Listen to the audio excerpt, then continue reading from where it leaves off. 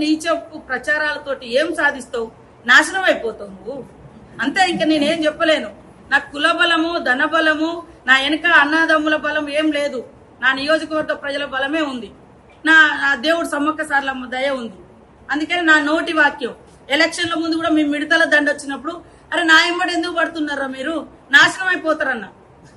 తర్వాత ఇంకోటి ఏదో ఎక్కడో ఏదో ఒక ఫోన్ మా పిఏ చేసిన అది భద్ర ఆంధ్రాకు సంబంధించిన వాళ్ళది.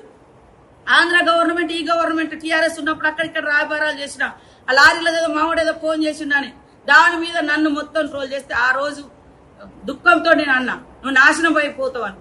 2 రోజులకే నీ కుటుంబం నుంచి పోయి జైల్లో పడు. అది నాది అంతే, అంతకంటే ఏం లేదు. చూసుకో వీడియోలన్నీ. ఒక రోజు గట్టిన ఇక్కడనే ఆ పార్టీ ఆఫీస్ లో ఎలక్షన్ జరుగుతుండే చెప్పిన ఆ రోజు పడడానికి పోయి నువ్వు మధ్యలో బతికిపోయింది.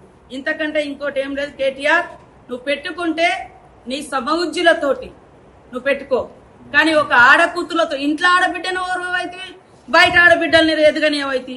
నిన్న మా సీఎం చెప్తున్నాడు, ఎస్ ఆడబిడ్డల రాజ్యాన్ని తీసుకురావడం కోసం నేను అవసరం 60 సీట్లు ఇస్తా, గెలిపిస్తా అంటున్నావు.